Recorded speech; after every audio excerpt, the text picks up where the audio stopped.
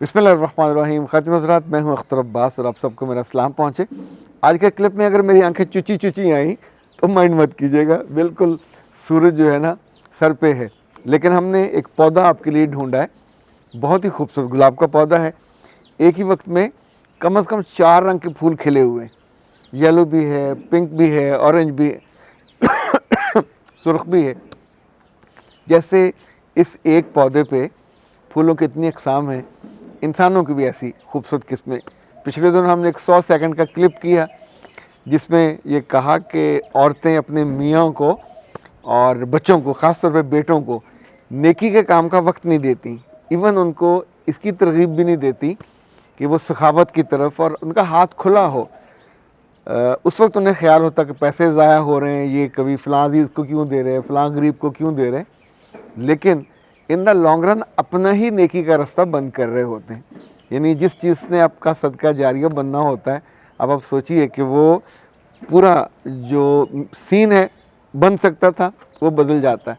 मैंने पिछले दिनों के कदीम अरबी शायर है तुरफ़ा बिन अबद और अब्दुल कुबरी या अब्दुल बकरी उसका नाम है, उसका शेर मैंने पढ़ा, इतना खूबसूरत।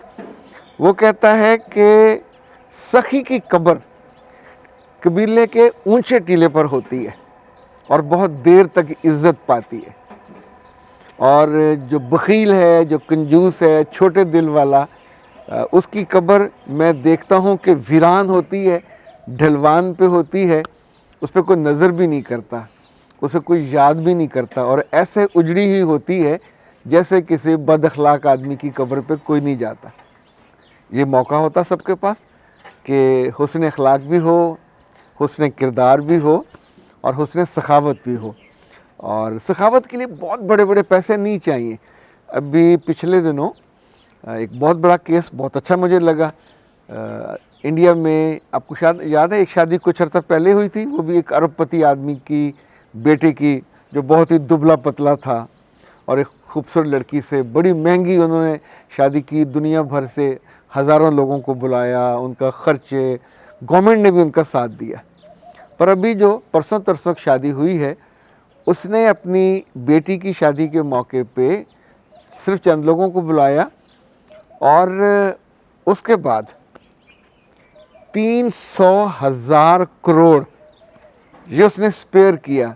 उसकी बेटी ने कहा कि मैं एक साल में यानी जितने 100 लड़कियों की शादी, उनको 10-10 लाख का जहेज़, इसी तौर पे पूरा उन्होंने एक स्केड्यूल बनाया अपने आने वाले दिनों का।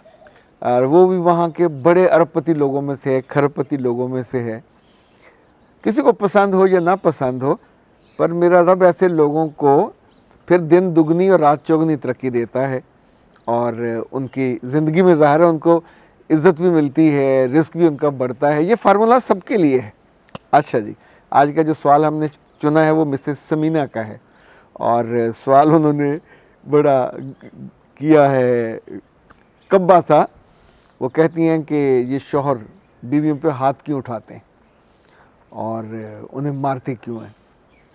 तो मैंने उनसे कहा, मैं सवाल आपका जो है ये तब टेकअप करूँगा अगर मुझे इसकी सही बात बताएं, आप ये सवाल क्यों किया।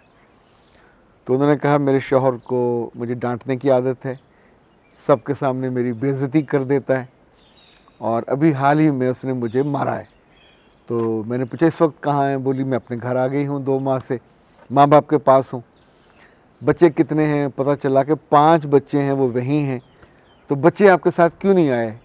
तो उन्होंने कहा, बच्चों ने इनकार कर दिया कि हमने अम्मा के साथ नहीं जाना। तो अब मेरा, जैसे कहते हैं ना उर्दू में, माथा ठनका। तो मैंने उनसे कहा कि बेइज्जती तब होती है जब औरत अपने शौहर के इज़्ज़ा वकारत से बहस करती है, लड़ती है, उनकी बात नहीं मानती। डांट तब पड़ती है जब आप अपने बच्चों को ठीक से हैंडल नहीं करते। ये भी आपने, यानी बच्चे भी आपसे हैंडल नहीं हुए, आपसे मोहब्बत नहीं कर रहे।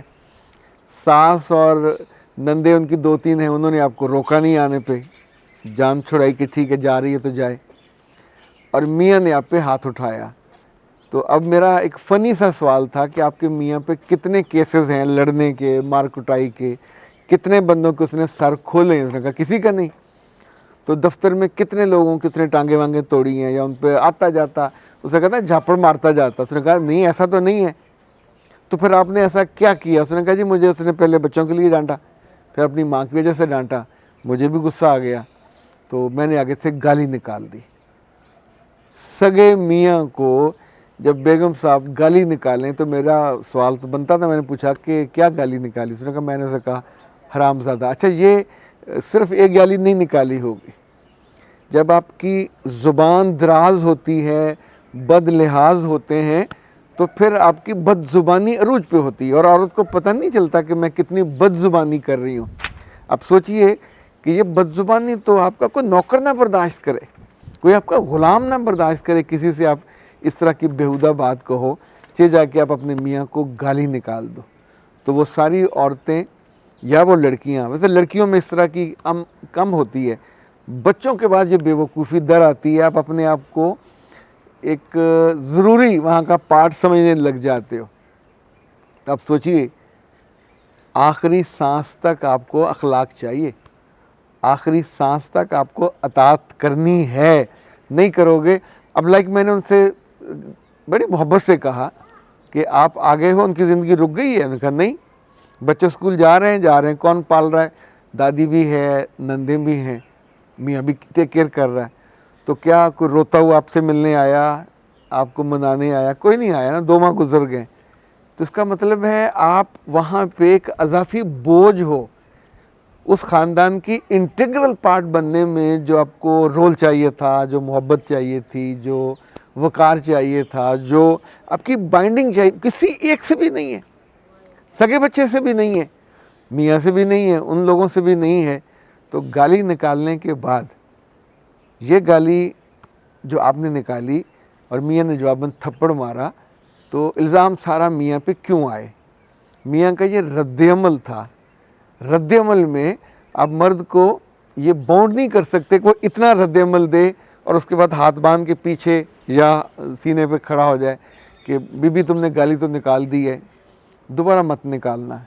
ये जो कराची में इस तरह के मजाक होते थे कि तुमने इब के मुझे मारा और थप्पड़ मारा, आइंदा मत मारियो, वो एक और मारता है, तो फिर भी इस तरह की बात कही जाती थी। पर अमली ज़िंदगी में ऐसा नहीं होता है। अमली ज़िंदगी में अपने दिल को, दिमाग को और ज़ुबान को काबू में रखना चाहिए ताकि ये बेइज्जती ना हो। इस बेइज्जती में आप नज़रों से गिर जाते हो और गैर ज़रूरी जानकर उस ख़ानदान से वॉमिट हो जाते हो, और ये आपके लिए भी और आपके बच्चों के लिए भी बहुत बुरा है। अख्तर अब्बास को दीजिए इजाज़त। अस्सलाम वालेकुम।